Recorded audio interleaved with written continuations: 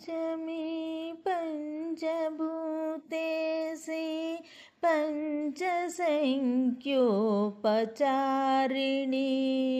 శాశ్వతీ శాశ్వతైశ్వర్య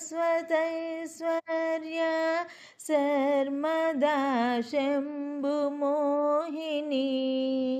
పంచమి అంటే సదాశివుని యొక్క భార్య.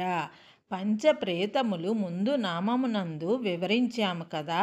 అందులో పంచప్రేతమగు సదాశివుడి యొక్క స్త్రీ కనుక ఈమెను పంచమి అని పిలుస్తున్నారు. పంచభూతేషి అంటే పంచభూతములకు ఈశ్వరి లేదా పంచరత్నములకు ఈశ్వరి అని చెప్పుట జరిగింది. అయితే ఆ పంచభూతములను కూడా దేవి తన శక్తి చేత సృష్టించింది కనుక ఈ ఐదింటికి కూడా ఆమెయే ప్రభువు.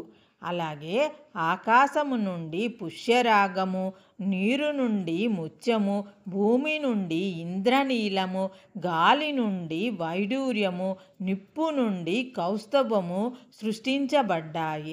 ఈ 5 పంచరత్నములకి కూడా దేవియే ఈశ్వరి, యజమాని అని చెప్తున్నారు.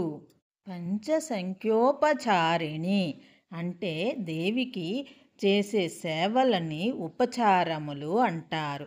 దేవికి ఈ 5 ఉపచారములు చెయ్యట వలన దేవి సంతోషిస్తుంది.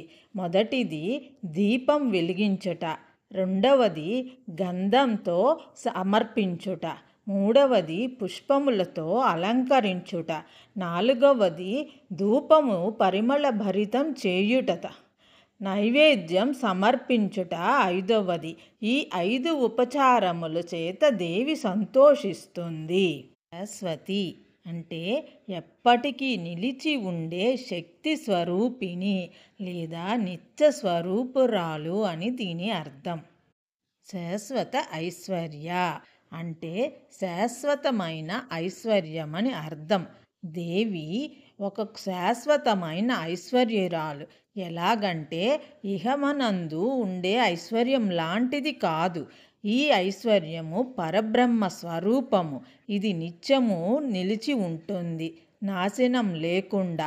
అందుకే శాశ్వత ఐశ్వర్య అని పిలుస్తున్నారు. శర్మద అంటే సుఖములిచ్చునది అని అర్థం. తన భక్తులకు ఇహమునందు పరమనందు శాశ్వతమైన సుఖముని ఇస్తుంది కాబట్టి శర్మదా. శంభుమోహిని ఇక్కడ శంభుడనగా మహేశ్వరుడు. అతడు స్వరూపము సుఖస్వరూపము. అట్టి పరమశివుని మోహింపచేస్తుంది లేదా ఆమెయే తన మోహమునకి గురి అవుతుంది. అందుకే శంభుమోహిని అని పిలుస్తున్నారు.